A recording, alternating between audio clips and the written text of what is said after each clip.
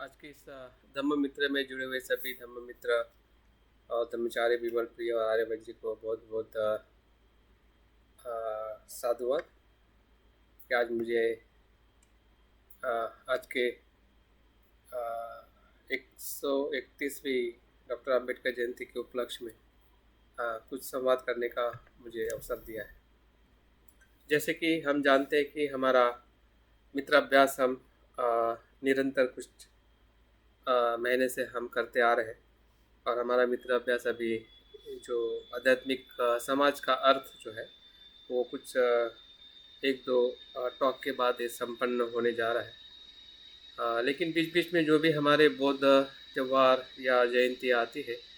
तो हम अक्सर हमारे धम्म मित्र वर्ग में हम उसको मनाने का या उसके बारे में जानने का हम प्रयास करते हैं।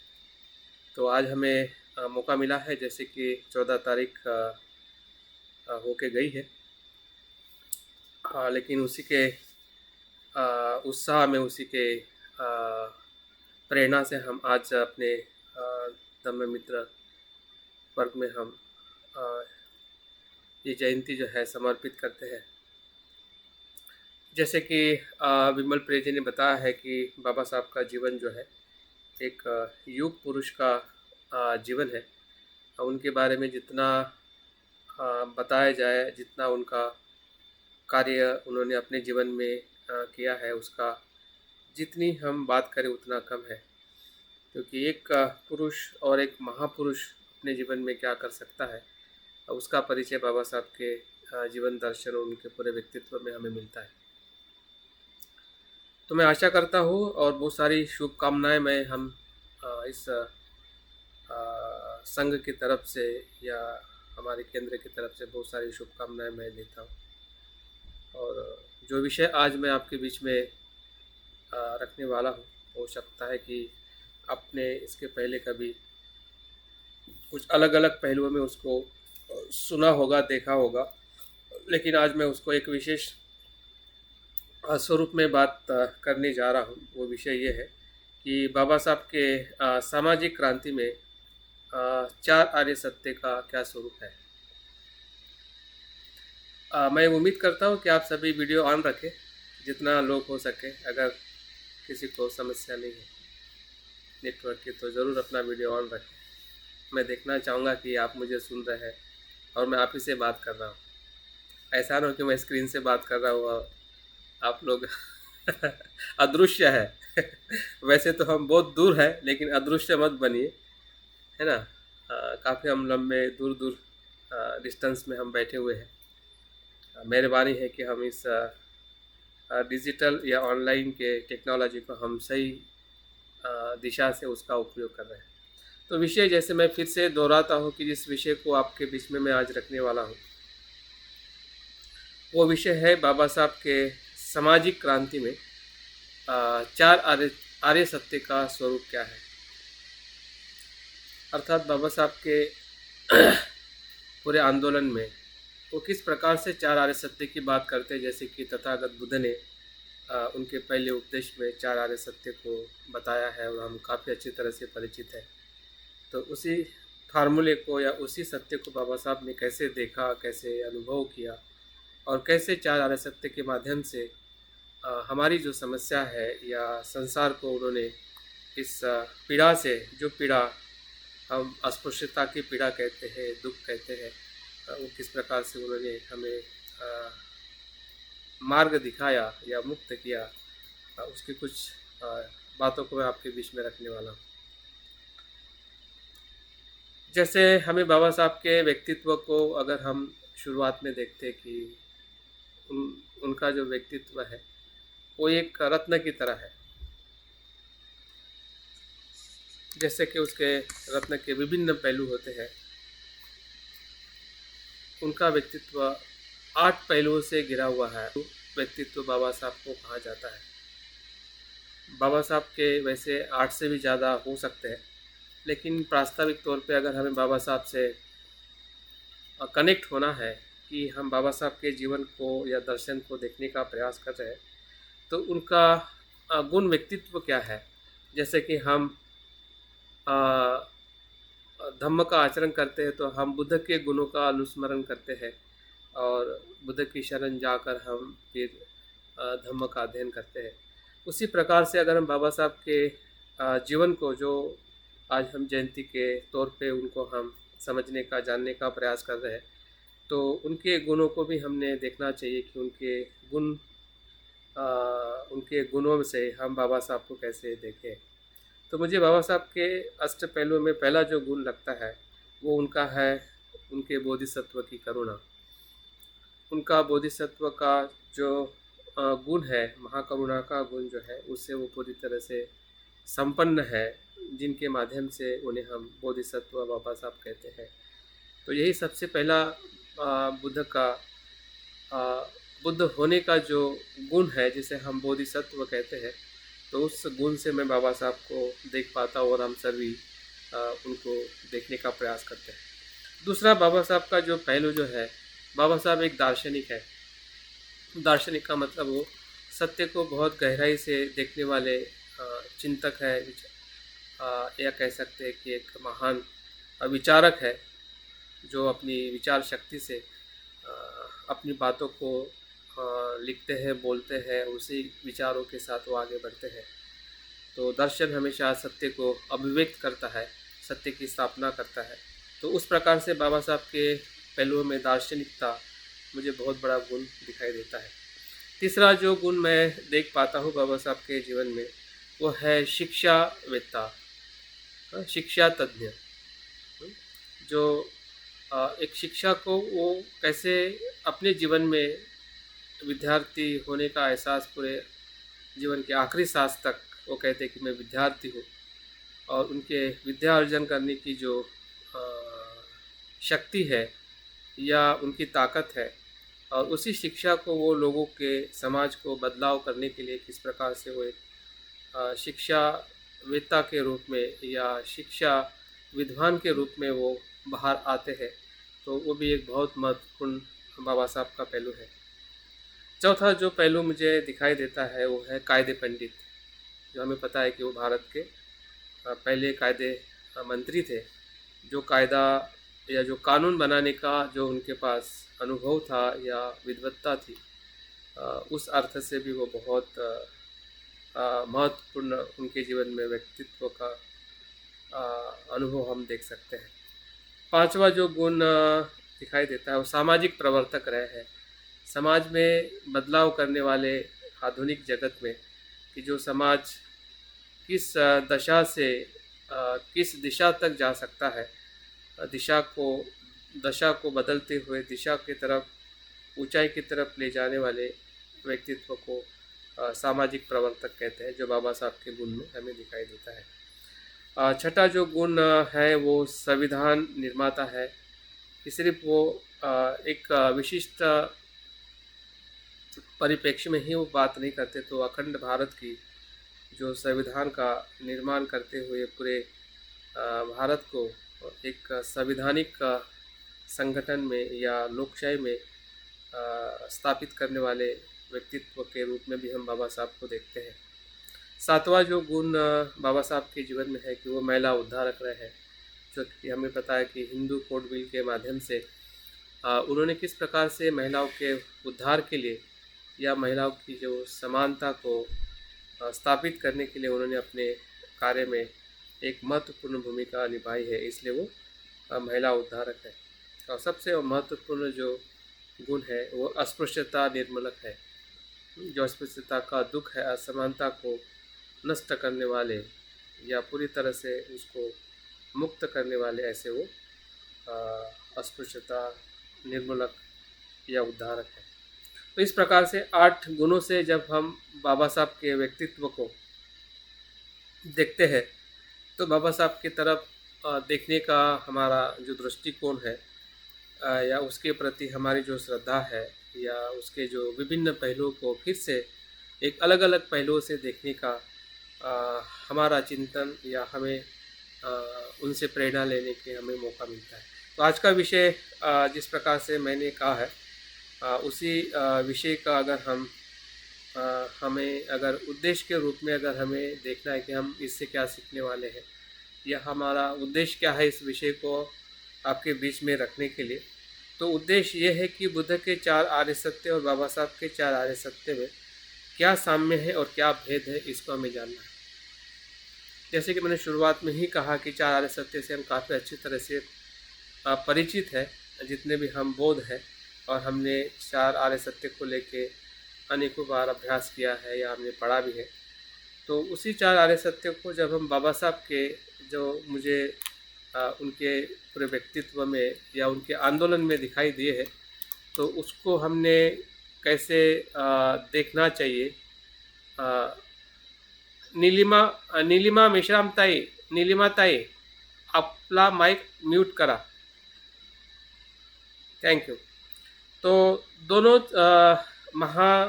महापुरुष है, एक बुद्ध है, एक बोधिसत्व है। एक प्राचीन समय से आए हुए व्यक्तित्व है जो बुद्ध को हम देखते हैं। एक आधुनिक व्यक्ति के रूप में हम बोधिसत्व बाबा साहब को देखते हैं। तो दोनों के दर्शन में या दोनों के अनुभव में 4 आर्य सत्य का स्वरूप कैसे बदला हुआ, या ऐसा कह सकते हैं कि जो आज के परिप्रेक्ष्य में, जिस परिप्रेक्ष्य में बाबा साहब का जन्म हुआ था और जिस परिप्रेक्ष्य में समाज के दुख को बाबा साहब ने देखा, और जिस परिप्रेक्ष्य में सिद्धार्थ का जन्म हुआ और बुद्ध का उद्भव हुआ, तो उस समय सामाजिक परिस्थिति और किस प्रकार से बुद्ध ने 4 आर्य सत्य को रखा, तो उसको हमें इस आज के देशना के माध्यम से हम जानने का प्रयास करेंगे। मैं आशा रखता हूँ कि इस उद्देश्य को निश्चित ही हम इस देशना के अंततः हमें कुछ न कुछ इसके प्रति स्पष्टता मिलने वाली है। तो इस विषय को आगे बढ़ने के लिए मैं एक पहले मुद्दे पे आपसे मैं बात करना चाहूँगा कि जैसे कि आजकल हम बौद्ध दर्शन या बौद्ध धर्म के अनेकों पहलुओं को हम देखते हैं,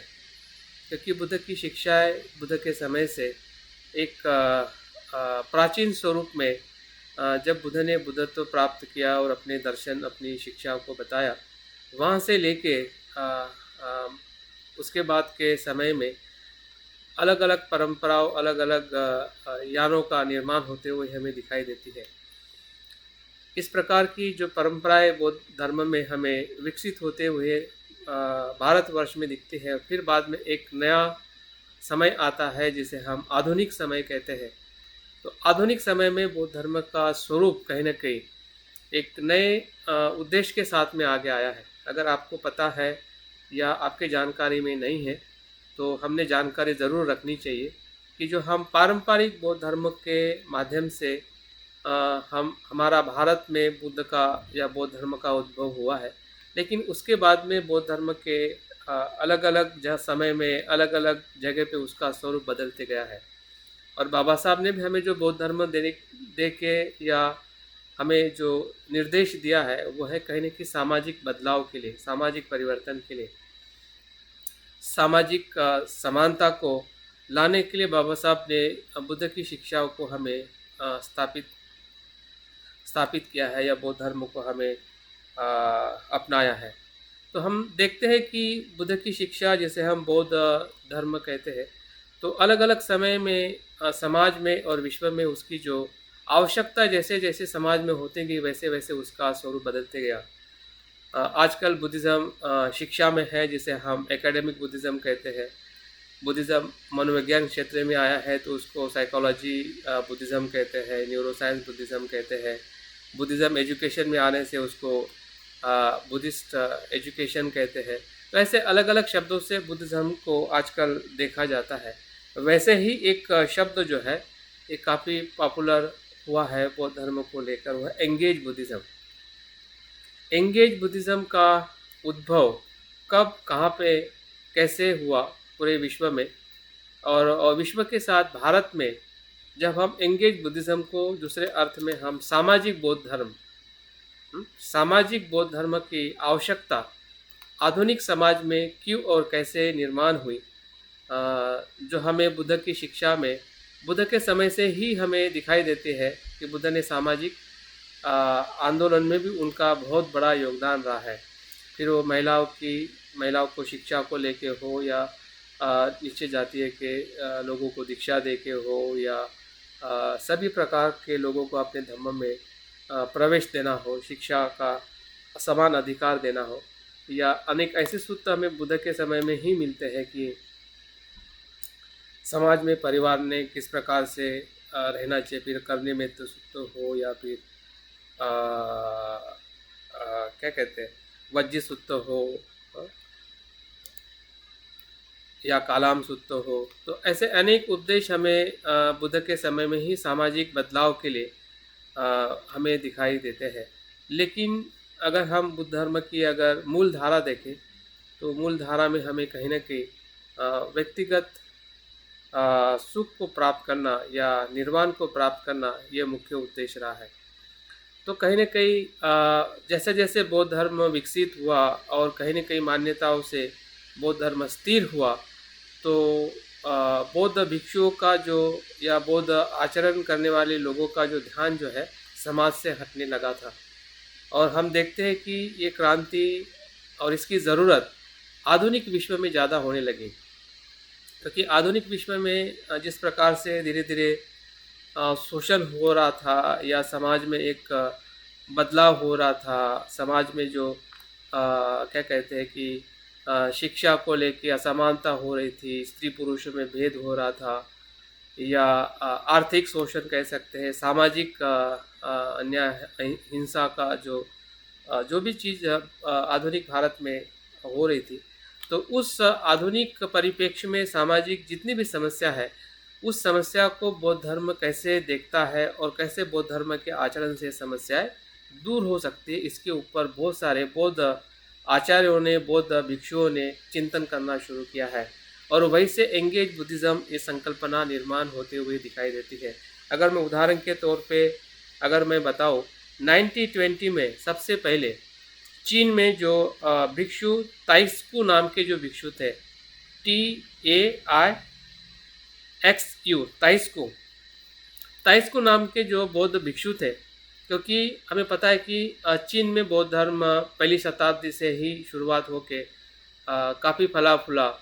और हम देखते हैं कि पूरा ऑलमोस्ट चाइनीज़ लोग बुद्धिस्ट बौद्ध धर्मियों का अनुसरण करते। फिर भी 90 के आसपास बौद्ध धर्म जो है वहाँ पे स्थिर हो गया था। उस समय लोगों ने विशेषता इस भिक्षु ने देखा कि बौद्ध धर्म एक प्रकार से सिर्फ अवडंबर हो गया था, कि सिर्फ मृत जब मरने के बाद में पूजा पाठ करना या किसी भूत को भगाना या मतलब जो बाह्य जो चीज़ें जो थी वही तक बौद्ध धर्म कहीं ना कहीं वहाँ पे स्थिर होते हुए समाज में देख रहे थे भिक्षु। और उन्होंने देखा कि समाज में इतनी सारी समस्या है कि जो बुद्ध ने इस समस्या को लड़ने के लिए उनकी शिक्षा कहीं ना कहीं इस्तेमाल नहीं हो रही है। और तब जाके उन्होंने एक नया उद्देश्य या बुद्धिज़्म का नया पहलू उन्होंने रखा, ह्यूमनिस्टिक बुद्धिज़्म। बौद्ध धर्म कैसा है, मनुष्य के लिए है, मानवतावादी बौद्ध धर्म की संकल्पना उन्होंने लाई चीन में सबसे पहले। और अगर हम इसी समय में 1920 में देखते हैं कि बाबा साहब ने सबसे पहले मुक्त नायक के प्रकाशन के माध्यम से लोगों को अस्पृश्यता के दुख से जागरूक करने का प्रयास किया है। तो 1920 या 90 के बाद की जो सेंचुरी, जिसे हम 28th सेंचुरी कहते हैं, तो बौद्ध धर्म के लिए एक सामाजिक इशू के भीतर बौद्ध धर्म कैसे कार्यान्वित किया जाए या करना चाहिए, उसकी क्यों ज़रूरत है, ऐसे विभिन्न पहलुओं से लोग बौद्ध भिक्षुओं, स्पेशली चाइना में जैसा जिसका मैंने नाम लिया, उसके बाद में आपने इनका भी नाम सुना होगा, वेनेरेबल थिक नाथ हान, जो वियतनामी मोंक है। अभी रिसेंटली उनका देहांत हुआ और वो बनते संरक्षित के साथ भी उनका मुलाकात हुआ था और भारत में भी आए थे और भाजा में भी इन्होंने या नागपुर में भी इनकी विज़िट हुई थी। तो ये थिक नाथ हान नाम के जो बौद्ध भिक्षु है वियतनामी, उन्होंने फिर इस संकल्पना को एक नया नाम देके वहाँ के जो वियतनामी जो समस्याएं थी उस समय, जो एक प्रकार से बहुत बड़ा एक युद्ध चल रहा था और युद्ध के समय जो विक्टिम हो रहे थे उन लोगों के दुख को देख के वो मोनेस्ट्री में नहीं मोनेस्ट्री में बैठने से अच्छा है कि लोगों के बीच में जाके लोगों को मदद करे। इस भावनाओं से उन्होंने एक अपने नेटवर्क या अपने संस्था की स्थापना की, यूथ लोगों को इकट्ठा किया और ऐसे जितने भी विक्टिम हो रहे थे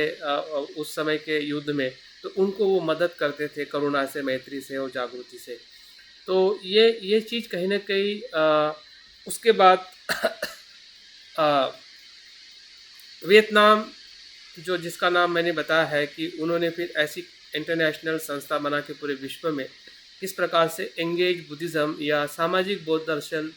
या बौद्ध धर्म के माध्यम से किस प्रकार से सामाजिक समस्या है, मानसिक समस्या है, शैक्षणिक समस्या है, पॉलिटिकल समस्या है, पर्यावरण की समस्या है, इन समस्याओं से हमने कैसे और किस प्रकार से बुद्ध की शिक्षा के माध्यम से हमने लड़ना चाहिए। और हमें पता है कि बुद्ध की शिक्षा का जो आधार जितना हमें थेरवाद की शिक्षा दर्शन में दिखाई देता है,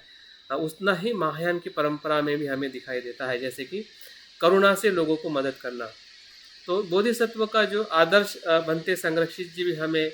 अपने अभिव्यक्ति के रूप में बताते हैं कि बोधिसत्व जब सामाजिक कार्य करता है तो उनके व्यक्तिगत आचरण का वो अभिव्यक्त स्वरूप होता है जो सामाजिक किसी भी समस्या के लिए हम मदद करते हैं। तो भंते के दर्शन में भी हमें ये बात दिखाई देती है कि सामाजिक पहलुओं को किस प्रकार से हमने जागृति से और मैत्री से मदद करनी चाहिए, फिर वो शिक्षा हो, गरीबी हो या समानता हो या किसी भी प्रकार के सामाजिक जो भी दुख है, आर्थिक दुख है, उस दुख में भी बौद्ध धर्म किस प्रकार से कार्यान्वित हो सकता है। ये 1920 के बाद पूरे एशियन बुद्धिस्ट कंट्री में, उसके बाद फिर थाईलैंड हो, श्रीलंका हो या जितने भी बुद्धिस्ट कंट्री है, वहाँ पे इस प्रकार के आंदोलन, इस प्रकार से बौद्ध जो आचार्य थे वो सोचने लगे और इस प्रकार से सामाजिक इशू के ऊपर बौद्ध धर्म किस प्रकार से कार्य करता है कि जो बुद्ध की शिक्षा का मूल है। अगर सामाजिक परिवर्तन नहीं होगा तो व्यक्तिगत परिवर्तन भी असंभव है, क्योंकि अगर अनुकूल वातावरण ही नहीं होगा तो व्यक्ति का विकास होना भी बहुत मुश्किल है। तो व्यक्ति का विकास और समाज का विकास वो एक सिक्के के दो पहलू है। बौद्ध धर्म कभी भी सिर्फ व्यक्तिगत सुख की बात नहीं करता है और निर्वाण भी व्यक्तिगत सुख नहीं है, वो संसार का सुख है। संसार उसमें समाविष्ट होता है जब व्यक्ति निर्वाण या बुद्धत्व को प्राप्त करता है। तो संसार से वो अछूता नहीं रहता है या संसार के समस्याओं से वो अलिप्त नहीं रहता है, वो उसके साथ में हमेशा करुणा और मैत्री से वो उसको मदद करता है। तो इस अर्थ से भी हमने बुद्ध के शिक्षा, बुद्धत्व को हमने देखना चाहिए। तो इस सामाजिक बौद्ध दर्शन में ऐसा कहा जाता है या उनका ये दर्शन है कि स्वयं के परिवर्तन से दुनिया में बदलाव लाना, ये उनका दर्शन है। और हमें पता है कि महायान परंपरा या बुद्ध की मूल शिक्षा भी ऐसी है जो बुद्ध के जीवन में ही हमें वो दिखाई देती है। स्वयं के परिवर्तन से दुनिया में बदलाव लाना, यही सामाजिक बौद्ध दर्शन है जो हमें कुछ हद तक समझना चाहिए या समझने का हमने प्रयास करना चाहिए, जिसका आधार जो है, इसका आधार क्या है? जागृति और करुणा है,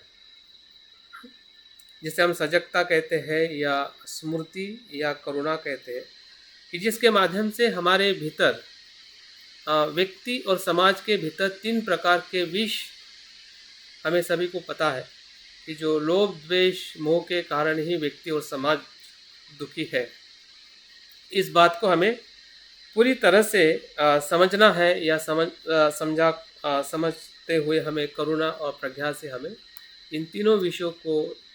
दूर करना है, व्यक्तिगत रूप में भी और सामाजिक रूप में भी। और इसलिए ऐसा कहा जाता है कि सामाजिक कृति यह एक प्रकार की ध्यान साधना है। सामाजिक कार्य एक प्रकार की ध्यान की कृति है जिसमें प्रज्ञा और करुणा का हमेशा प्रवाह रहता है। तो इस प्रकार से सामाजिक बौद्ध दर्शन या सामाजिक जो बौद्ध धर्म का जो आजकल जो पूरे विश्व में जो आंदोलन या हर जगह पे इसके साथ में जो कार्य, हमारा संघ भी इस एंगेज बुद्धिज़्म के साथ में, इस नेटवर्क के साथ में जुड़ा हुआ है। नागलोक से हम काफ़ी लोग उससे जुड़े हुए हैं। तो और हमारे सामाजिक प्रकल्प को भी हम देखते हैं, संघ के जितने भी सामाजिक प्रकल्प रहे हैं, अभी भी कुछ प्रकल्प चल रहे हैं, वो कहीं न कहीं इसी पहलू को दर्शाते हैं। तो इस पहलू को हमें इसलिए समझना ज़रूरी है ताकि हमें बाबा साहब के सामाजिक क्रांति में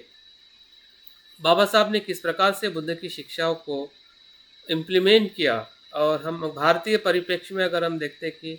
बाबा साहब के आंदोलन में एंगेज बुद्धिज़्म या सामाजिक बौद्ध दर्शन या बौद्ध समाज का परिवर्तन कब और कैसे हुआ है, तो हम बाबा साहब के पूरे आंदोलन में हम देख सकते हैं। जैसे कि चाइना और वियतनाम और हर एक अपने बौद्ध देशों में हम विशिष्ट व्यक्ति या बौद्ध आचार्य का योगदान देखते हैं। तो भारतीय परिप्रेक्ष्य में हम बाबा साहब अम्बेडकर जी का इस सामाजिक बौद्ध दर्शन के लिए या सामाजिक बौद्ध सामाजिक क्रांति के लिए बाबा साहब का अ, कैसा किस प्रकार से बुद्ध की शिक्षा को उन्होंने आधार रखते हुए इसमें परिवर्तन किया है, इसके बारे में हमें जानने का प्रयास करना है। इसी के मार्ग को अगर हम आगे देखते हैं कि बाबा साहब के सामाजिक क्रांति में उनका व्यक्तित्व जो जिसे हम बोधिसत्व कहते हैं, और हमें पता है कि किसी भी सामाजिक परिवर्तन के आंदोलन में बोधिसत्व का आदर्श ही एक महत्वपूर्ण मार्ग है,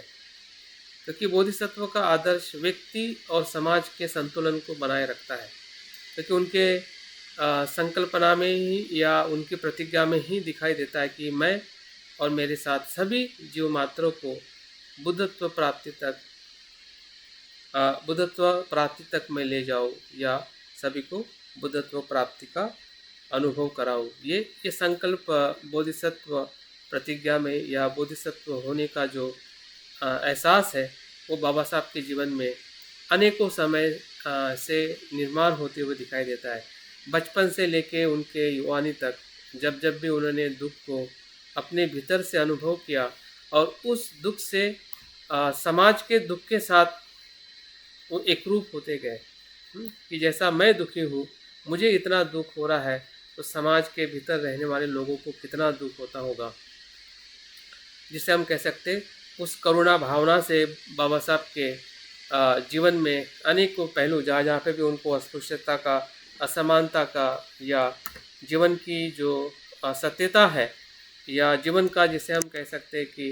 अर्थ है, क्योंकि वही व्यक्ति बोधिसत्व होता है कि जो जीवन की क्षण भंगुरता को अनुभव करता है या जीवन के सही अर्थों को समझता है। बाबा साहब स्वयं कहते हैं कि अगर मेरे पास में जीवन का सही अर्थ नहीं होता तो शायद मैं अच्छा प्राचार्य बन के, प्रिंसिपल बन के या एक न्यायाधीश बन के एक सामान्य और सुख संपन्न व्यक्ति में बन जाता। हाँ, अगर उनके पास में जीवन का सच्चा उद्देश्य नहीं होता। ऐसी बहुत सारी संधियाँ बाबा साहब को बार बार मिलती गई, लेकिन ऐसी संधियों को उन्होंने ठुकराया है या उसका त्याग किया है, तो उसके पीछे एक ही कारण था कि उनके पास में जीवन जीने का उद्देश्य समाज में बदलाव लाना, समाज को सुखी करना या दुखों से मुक्त करना, इसी आधार पे बाबा साहब ने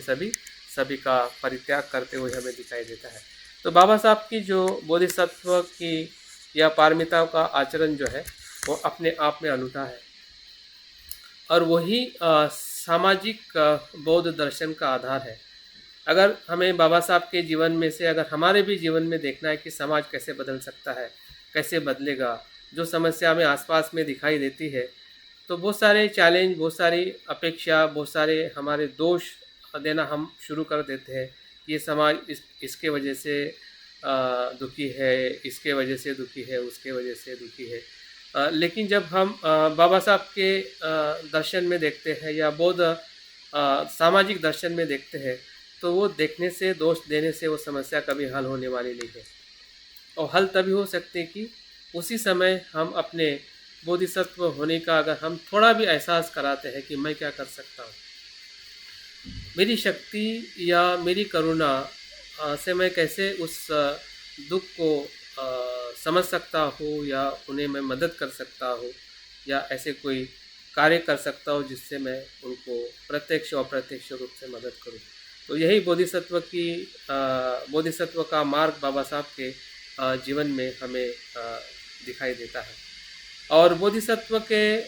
आचरण में हमें उनकी जो कार्य पद्धति को भी देखना बहुत ज़रूरी है। जैसे कि हम देखते हैं कि हमारी जो कार्य पद्धति है वो तभी सफल होती है कि जब हमारे भीतर में बोधिसत्व होने का एहसास हमारे मन में आता है,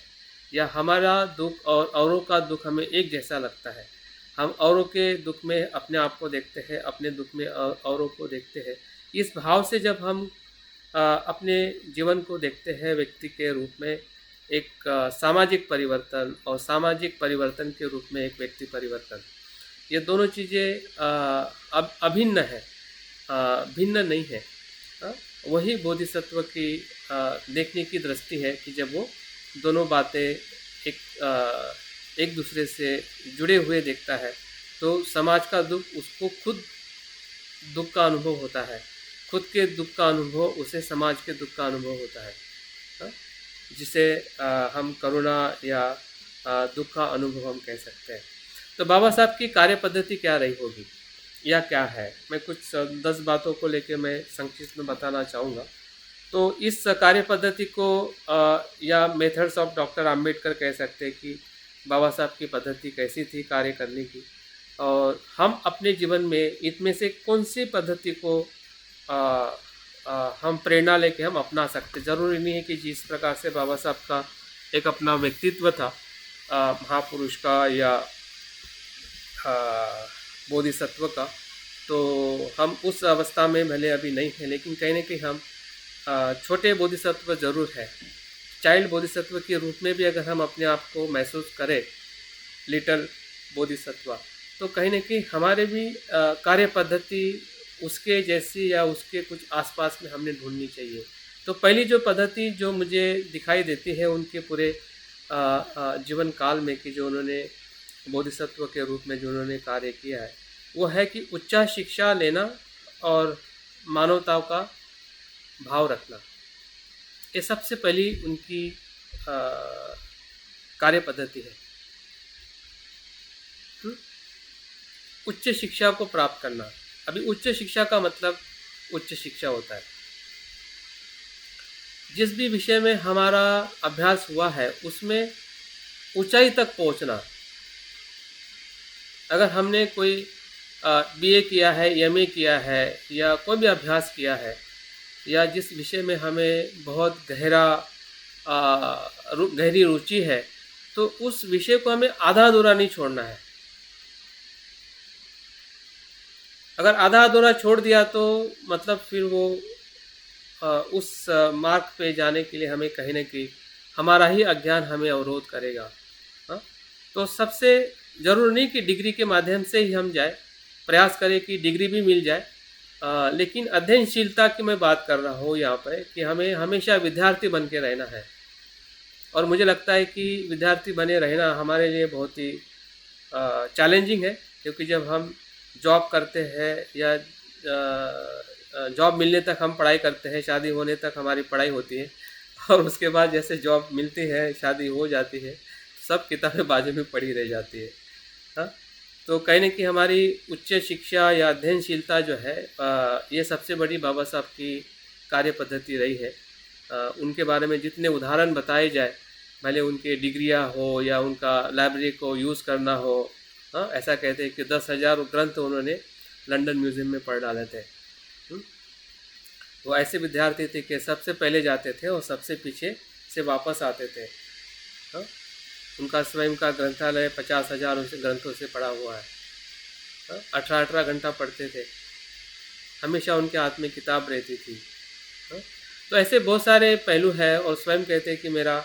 सबसे सुख, सबसे संसार में मुझे कुछ सुख है तो किताब पढ़ना, ज्ञान को अर्जन करना, यही मेरे लिए सबसे बड़ा सुख है। भले मुझे मेरा कितना भी अपमान हो, मुझे कितना भी बाहर से शारीरिक दुख हो, लेकिन अगर मन से अगर मैं सुखी हूँ उसका कारण सिर्फ ज्ञान है। तो इस प्रकार से उच्च शिक्षा बाबा साहब की सबसे पहली पद्धति रही है। और करुणा से लोगों के बीच में रहना, लोगों के प्रति संवेदनशील रहना, ये सबसे पहली उनकी कार्य पद्धति रही है पूरे उनके शुरुआत से लेके आखिरी सांस तक। और हर लोगों के साथ ऐसा नहीं कि उनकी करुणा सिर्फ विशिष्ट समाज के लोगों के लिए ही थी या विशिष्ट जाति के लिए ही थी। वो आ, सभी से मैत्रीपूर्ण, सभी से करुणा से भाव से रहते थे। भले उनका पीबुन हो या घर का काम करने वाला नौकर हो या उनका मित्र हो या कोई ऑफिसर हो या किसी भी जाति या समाज का किसी प्रकार का व्यक्ति हो, वो सभी के साथ मानवतापूर्ण व्यवहार, ये उनकी सबसे बड़ी कार्य पद्धति थी जो हमें उनके व्यक्तित्व में दिखाई देती है। उसके बाद अगर हम आते हैं कि बाबा साहब के आंदोलन की शुरुआत सबसे पहले अगर किसी का उन्होंने इस्तेमाल किया है वो पत्रकारिता। पत्रकारिता मतलब प्रकाशन या राइटिंग, या मीडिया जिसे हम कहते हैं, तो मीडिया का सबसे पहले उन्होंने इस्तेमाल किया। और हमें पता है 1920 से मुकनाय से लेके फिर बहिष्कृत भारत, फिर जनता, फिर प्रबुद्ध भारत आदि जितनी भी पत्रिकाओं के माध्यम से लोगों को, विशेषतः अपने लोगों को जागरूक करना और संगठित करना, उनकी समस्याओं को ध्यान में रखते हुए, उनकी क्षमताओं को ध्यान में रखते हुए उनको प्रेरित करने के लिए बहुत सारी पत्रिकाओं के माध्यम से समाज को एक प्रॉपर तरीके से गाइड करने का सबसे बड़ा शस्त्र बाबा साहब ने अपने पूरे आंदोलन में उन्होंने इस्तेमाल किया है, जिसे हम पत्रकारिता कहते हैं।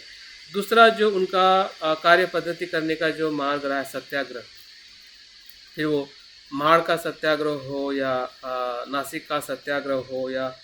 जो सामाजिक और धार्मिक जागृति के लिए सत्याग्रह भी एक बहुत ही बड़ा माध्यम या पद्धति रही है बाबा साहब के जीवन में। लोगों को आमने सामने फेस टू फेस समस्या को उजागर करना, अपने समाज के लिए भी और उच्च समाज के लिए भी, और उस समय जो ब्रिटिश गवर्नमेंट थी उनके सामने भी, क्योंकि बाबा साहब की लड़ाई 3 प्रकार से बाबा साहब लड़ाई लड़ते थे। अपने समाज के साथ भी उनकी लड़ाई थी कि अपना समाज पूरा अज्ञानी था, अंधश्रद्धा में था, नासमझ था, तो उनके साथ में भी उनका संघर्ष या उनकी लड़ाई थी। ब्राह्मण समाज के साथ में भी उनकी लड़ाई थी, क्योंकि ब्राह्मण समाज के साथ उनको लड़ाई करनी थी कि जिन्होंने इस प्रकार से अस्पृश्यता को हमेशा बनाए रखने का वो प्रयास करते थे। और तीसरी लड़ाई थी ब्रिटिश गवर्नमेंट के साथ। एक कानूनन तौर पे या जो भी उस समय की जो सत्ता थी उससे मदद लेने के लिए उनको हमेशा उसी माध्यम से उनको लड़ाई करनी पड़ी। और वो बहुत ही निपुण थे और क्या कहते कुशल थे कि उन्होंने बहुत ही अच्छी तरीके से तीनों का भी एक संतुलन रखते हुए उनके पूरे आंदोलन में, फिर वो सत्याग्रह हो या किसी प्रकार का भी आंदोलन हो, किसी में भी हमें हिंसा या नकारात्मकता या ऐसी असमानता या अन्याय होते हुए हमें उनके आंदोलन में दिखाई नहीं देता है। तो सत्याग्रह करने का जो उनका मार्ग जो था वो बहुत ही शांतमय और अहिंसात्मक था।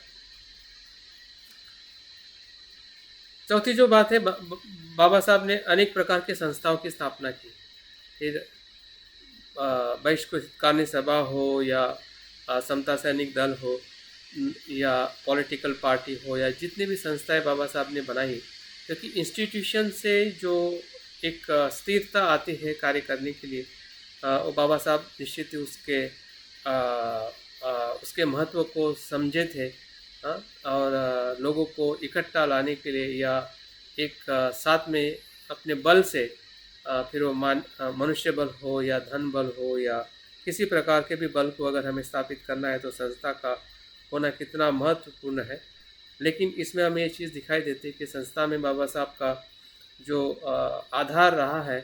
वो किसी भी पद को पकड़ते हुए बाबा साहब हमें किसी संस्था में दिखाई नहीं देते हैं।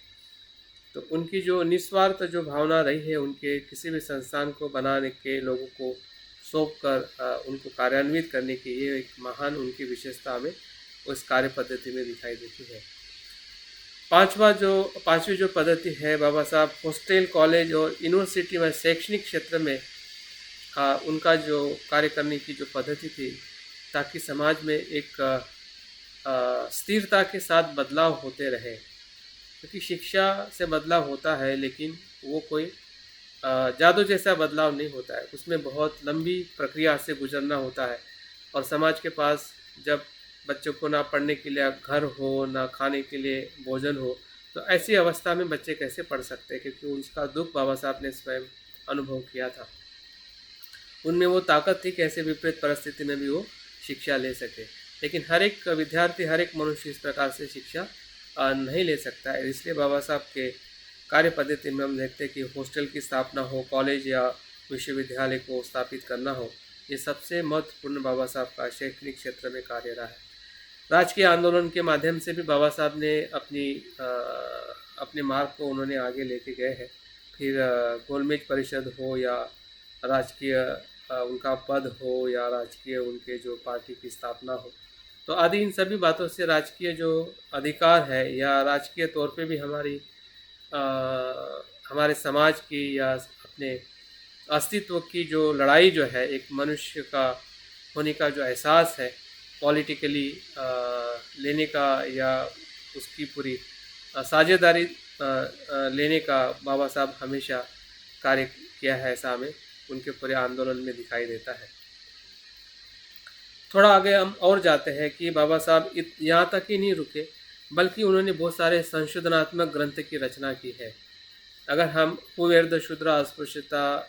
अस्पृश्य क्यों और कैसे, अगर इन दो ग्रंथों का भी अगर हम अध्ययन करते हैं, तो बाबा साहब की जो संशोधनात्मक जो रचनाएं जो थी, उससे बाबा साहब क्या बताना चाहते थे कि हमारी जो ये जो स्थिति कहाँ से उत्पन्न हुई है और उसमें हम भी कितने जिम्मेदार हैं, इसके बारे में बाबा साहब बहुत ही सूक्ष्म वर्णन करते हैं। शायद आपने अस्पृश्यता क्यों और कैसे, इसके अगर उन्होंने जो एक संकल्पना रखी थी कि ये कहाँ से अस्पृश्यता आई है, उसका हमने गहरे से अध्ययन करना चाहिए। बाबा साहब उसमें ये बताते हैं कि कहीं ना कहीं बौद्ध समाज के लोगों ने भी ब्राह्मणों का द्वेष किया था, और उसी द्वेष के प्रतिकार के रूप में जब जब ब्राह्मणों की सत्ता आई, वैसे वैसे वो बौद्ध धर्म के लोगों को धिक्कारने लगे या उनकी जो अधिकार है उनको अस्वीकार करने लगे, और उसी से अस्पृश्यता का जन्म हुआ। ऐसे बाबा साहब उस ग्रंथ के क्या कहते हैं कि जो उनका अवलोकन है या उनका हिपोथेसिस है, उसमें बात करते हैं। तो देख सकते हैं कि द्वेष अगर हम किसी का करते हैं और उस द्वेष का स्वरूप जब एक सामाजिक तौर पे बन जाता है, जिसे को हम समाज से बाहर निकालना कह सकते हैं, या समाज को बार बार, समाज के लोगों को बार बार इस प्रकार से निगलेक्ट किया जाता है, तो कहीं न कहीं वो द्वेष का ही भाव जब समय दूसरा आता है, तो उस माध्यम से वो भी इस प्रकार से कार्यान्वित होता है। तो बाबा साहब के अगर इस ग्रंथ के मूल को देखें कि द्वेषी कारण है कि जिसके वजह से अस्पृश्यता का इतना विकराल रूप सामाजिक तौर पे या मानसिक गुलामी के तौर पे वो स्थापित हो चुका है। और इसलिए बाबा साहब उसमें ये भी कहते हैं कि जितने भी अस्पृश्य थे या अस्पृश्य है, वो पूर्व के बौद्ध थे। इसका अर्थ ही है कि वो किस प्रकार से बौद्ध को उन्होंने बाद में अस्पृश्य बनाया और हम अस्पृश्य बन के अपने अस्मिता को भूल चुके थे। तो इस प्रकार से संशोधनात्मक ग्रंथ भी एक बाबा साहब की बहुत ही महत्वपूर्ण पद्धति रही है, जिसमें धम्म, बुद्ध और धम्म, उनके धम्म का जो रचना है वो भी एक महत्वपूर्ण ग्रंथ है। संविधान के निर्माता के तौर पे, कानून की रचना के तौर पे भी बाबा साहब का कार्य करने की पद्धति हमें दिखाई देती है। या फिर बौद्ध धर्म की दीक्षा लेके 22 प्रतिज्ञा का हमें बोध कराना, ये भी बाबा साहब की एक विशिष्ट कार्य पद्धति थी, जिसमें बौद्ध की दीक्षा एक सामान्य उपासक भी दूसरे उपासक को दे सकता है। ये समानता किसी भी बौद्ध जगत में हमें दिखाई नहीं देती, सिर्फ भारत में, क्योंकि बाबा साहब समानता के मूल्य को इतना महत्व देते थे। सिर्फ उन्होंने महत्व ही नहीं दिया, बल्कि उसका लोगों के लिए अधिकार भी दिया कि जाओ आप भी शील का पालन करके आप औरों को भी दीक्षा दे सकते हैं। तो ये बौद्ध शिक्षा का या बुद्ध की शिक्षा का अनुसरण करते हुए बौद्ध धम्म क्रांति भी एक अपने आप में उनकी एक कार्य पद्धति रही। इस प्रकार से 10 कार्य पद्धति के माध्यम से हम अपने जीवन में किन किन कार्य पद्धति को हम देख सकते हैं, हम प्रेरित हो सकते हैं, या उसमें से या हमारी आज की आवश्यकता के रूप में भी कुछ पद्धतियाँ हम बना सकते हैं जिसके माध्यम से हम उस पथ पर चल सके जिसे बोधिसत्व का मार्ग कहते हैं, या वही मार्ग सामाजिक बौद्ध दर्शन का मार्ग बाबा साहब के जीवन में सामाजिक क्रांति के लिए हमें प्रेरित होते हुए दिखाई देता है। और तीसरा और महत्वपूर्ण मुद्दा जिस मुद्दे पे हमें थोड़ा आ, आ,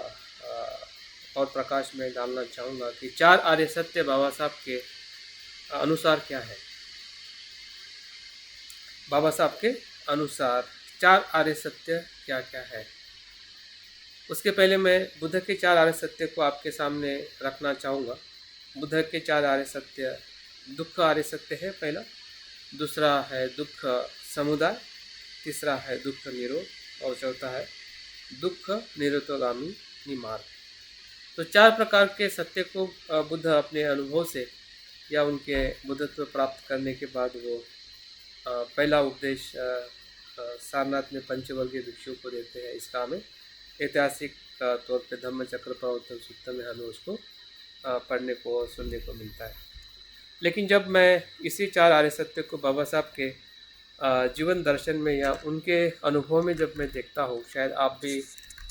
मेरे इस मत से ज़रूर सहमत होंगे, ऐसा मैं विश्वास रखता हूँ। तो पहला जो दुख के आर्य सत्य के तौर पे बुद्ध को जैसा अनुभव हुआ कि जीवन दुख है, शरीर में जो जन्म है, जरा है, वेदी है, मरण है, वियोग है, योग है, पश्चाताप है, पंचस्कंद दुख है। जो आध्यात्मिक तौर पे और संपूर्ण सत्य के तौर पे बुद्ध का जो दर्शन है वो आर्य सत्य का दर्शन है। लेकिन बाबा साहब के परिप्रेक्ष्य में जब मैं उसी पहले सत्य को देखता हूँ तो बाबा साहब ने कौन सा सत्य देखा है, किस सत्य का, किस दुख का बाबा साहब को अनुभव हुआ है, वो है अस्पृश्यता का दुख, जिसमें मानवीय सम्मान का दुख, जिसमें पूरी तरह से मानवता को नकारा गया था, ऐसी समस्या का दुख जो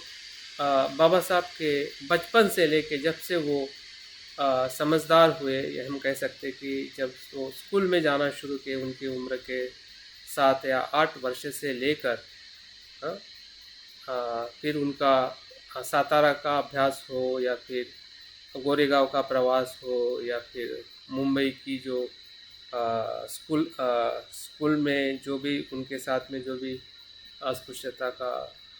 अनुभव हो, या फिर उनके बाल काटना नहीं हो, पानी पीना नहीं हो, अगर हमें उनके पूरे अस्पृश्यता के दुख को अगर जानना है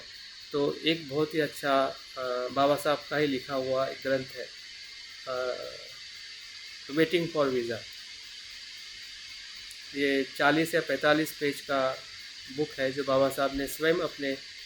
आत्मचरित्र के रूप में उन्होंने अस्पृश्यता के सभी अनुभव को उसमें उजागर किया है। और ये ग्रंथ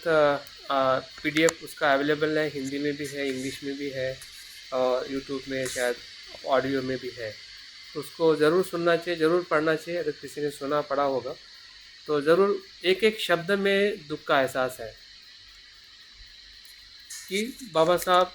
और ये लिखी हुई उनकी किताब, ऐसा बताया जाता है कि 35-36 में एक किताब लिखी है ये, मतलब पूरे अनुभव से, अनुभव का निचोड़। 35-36 मतलब एक बहुत बड़ी क्रांति, सामाजिक और धार्मिक आंदोलन करने के बाद का समय है। 1935-36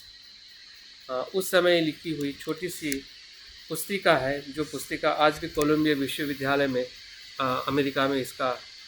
सिलेबस में इसको सम्मिलित किया गया है। तो ये इस किताब में बाबा साहब हर एक उस घटना को बताते हैं कि जहाँ जहाँ पे उन्होंने एक गहराई से अस्पृश्यता के दुख का अनुभव किया है। हमारे लिए अस्पृश्यता सिर्फ शब्दों में है, क्योंकि उसका अस्पृश्यता का अनुभव हमें उस तरह से नहीं हुआ है जिस तरह से बाबा साहब को हुआ है। मतलब उस समय के समाज को सभी को हुआ होगा, लेकिन दुख होना और दुख का अनुभव होना, मुझे लगता है दोनों में बहुत फ़र्क है। तो दुख तो तब भी था जब बुद्ध नहीं थे, लेकिन बुद्ध दुख को देख के बुद्ध क्यों बने? क्योंकि उन्होंने अनुभव किया कि दुख क्या है।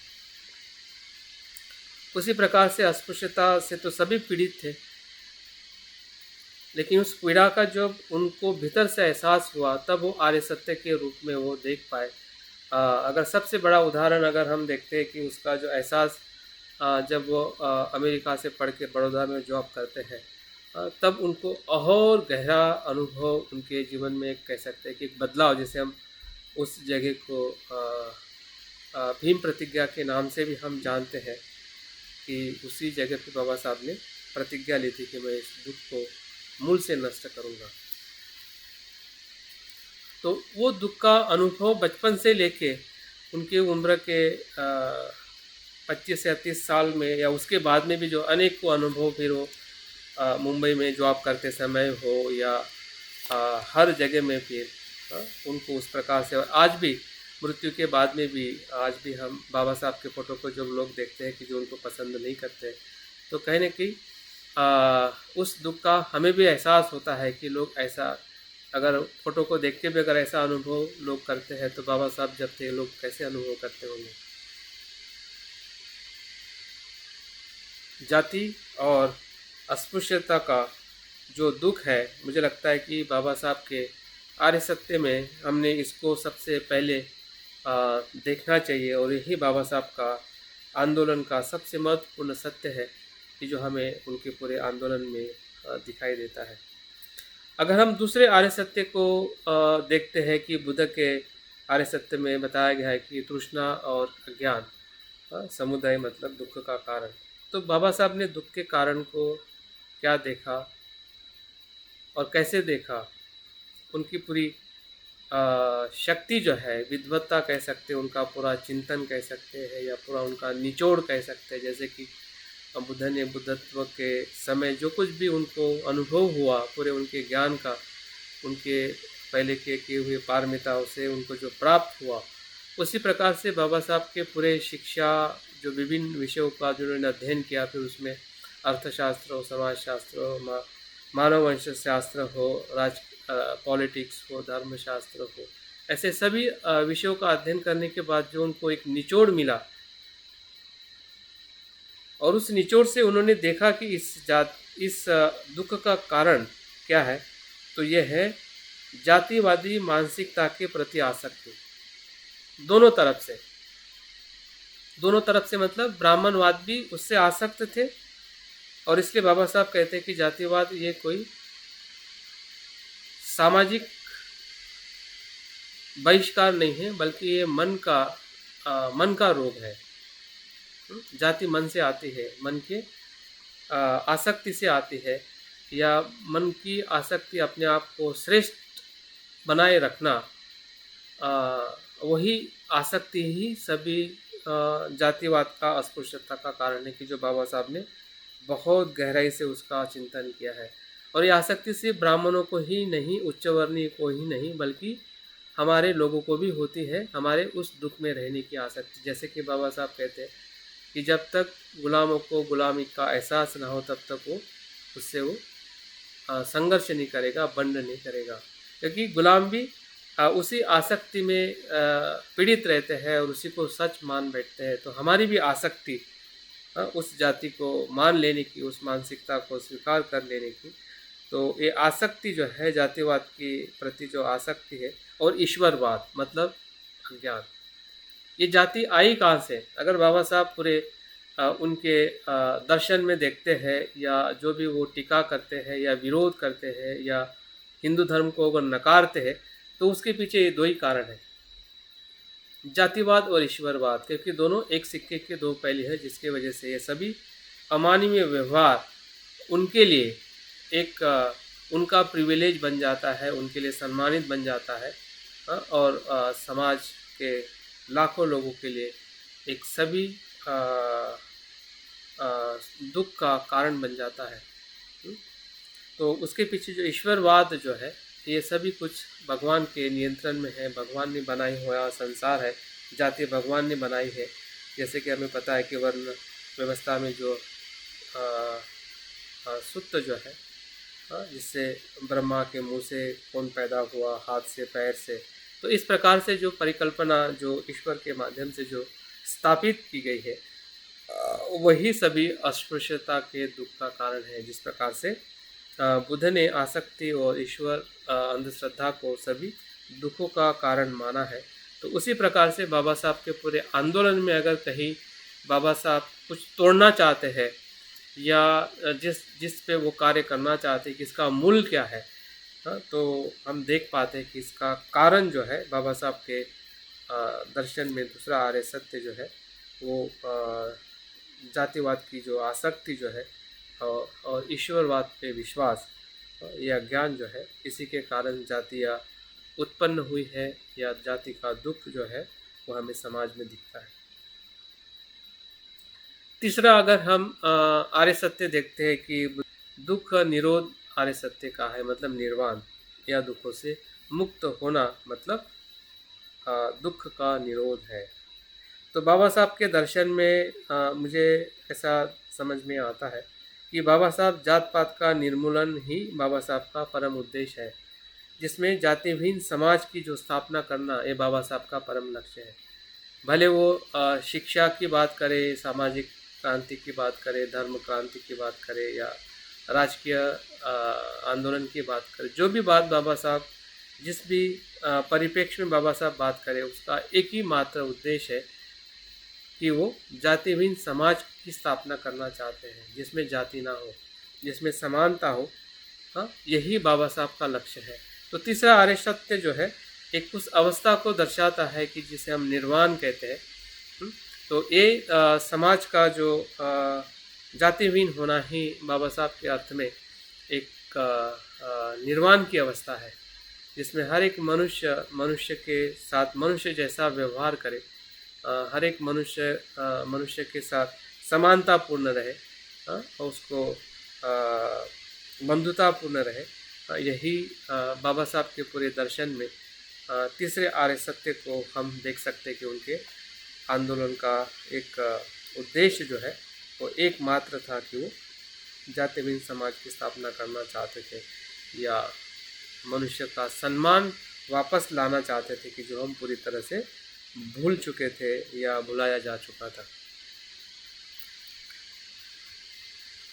चौथे आर्य सत्य को अगर हम देखते हैं कि दुख निरोधगामिनी मार्ग बुद्ध के अनुसार हमें पता है कि मध्यम मार्ग और आर्यष्टांगिक मार्ग बुद्ध ने बताया है। तो यहाँ पे मुझे ऐसा लगता है कि बाबा साहब का जो मध्यम मार्ग जो है, दो बातों का अंत या दो बातों से उन्होंने अस्वीकार किया है, दो मतों को या दो मार्गों को। वो पहला जो मार्ग है हिंदू धर्म को नकारा है और दूसरा जो है साम्यवाद को नकारा है। हिंदूवाद से जो जातिवाद आया है और साम्यवाद से जो हिंसात्मक जो समाज निर्माण होता है, दोनों मत को या दोनों दर्शन को बाबा साहब ने नकारा है और बाबा साहब ने स्वीकारा है मध्यम मार्ग, बुद्ध का मध्यम मार्ग। और उस मध्यम मार्ग की जो मुख्य शिक्षा है जो बाबा साहब के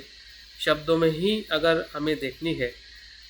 तो तीन प्रकार की बाबा साहब की शिक्षा है जो हमें सभी को परिचित है और हम उससे काफ़ी अच्छी तरह से वाकिफ़ है। उस शिक्षा के अंदर शिक्षित बनो, संघर्ष करो और संगठित बनो। जैसे कि आर्यष्टांगिक मार्ग को अगर हम 3 भागों में विभाजित करते हैं, प्रज्ञाशील और समाधि,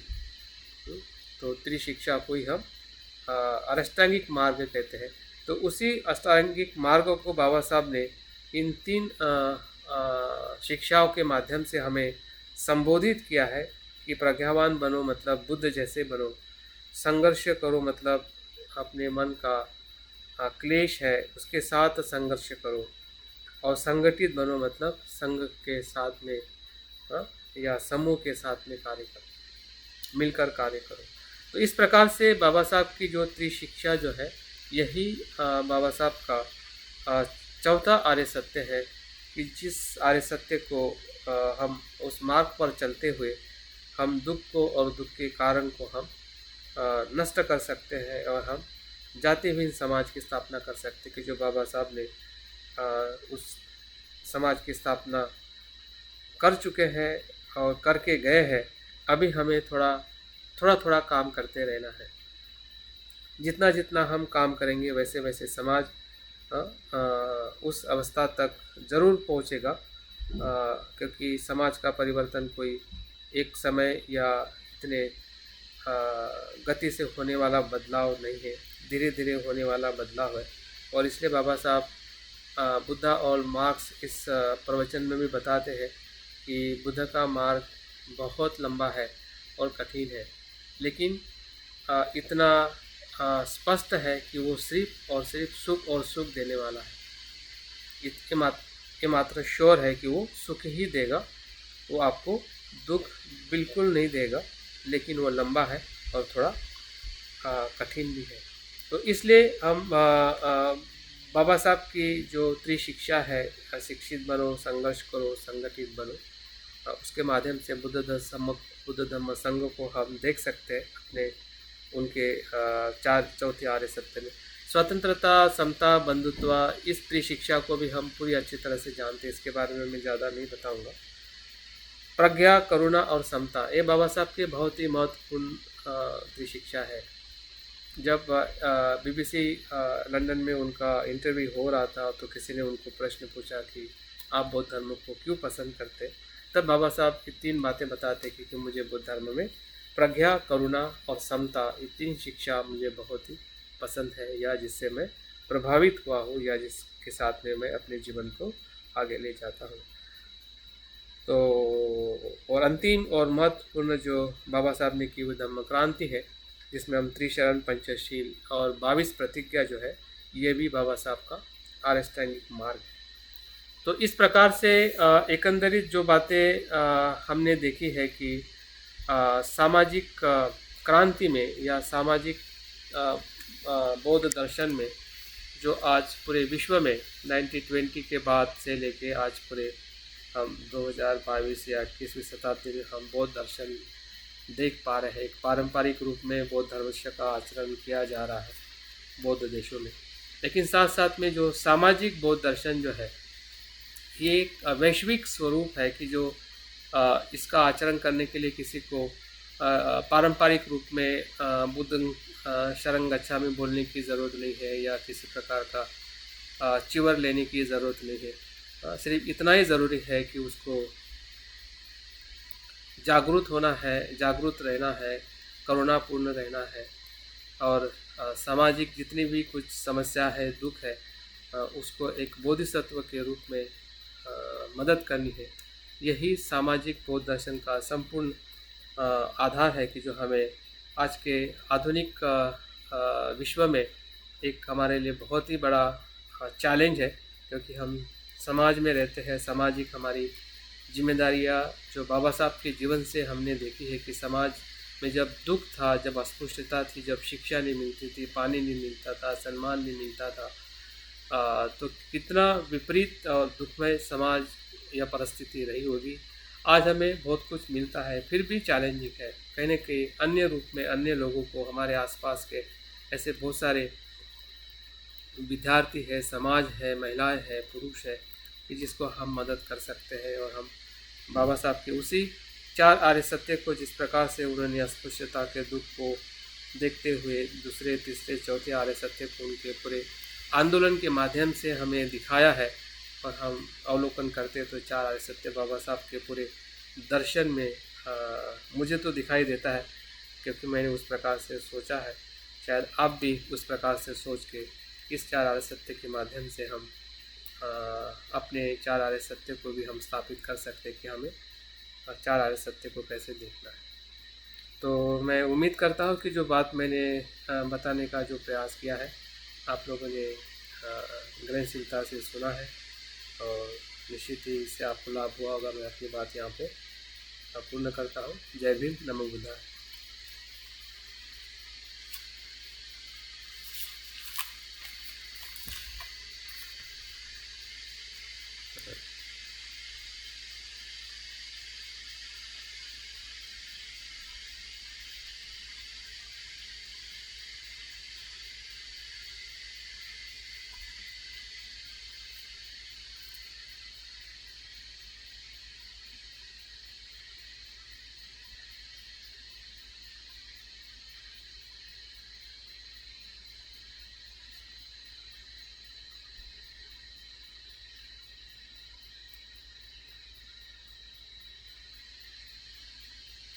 थैंक यू।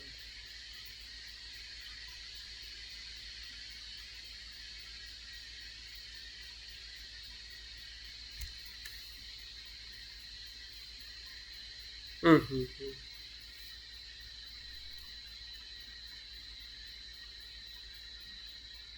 Right, right. बिल्कुल, बिल्कुल।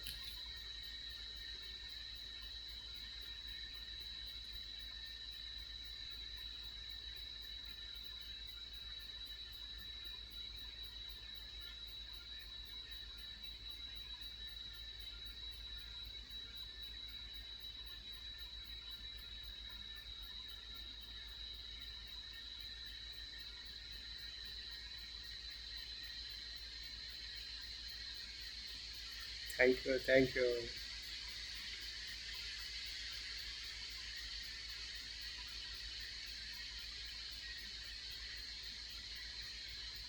बिल्कुल, बिल्कुल।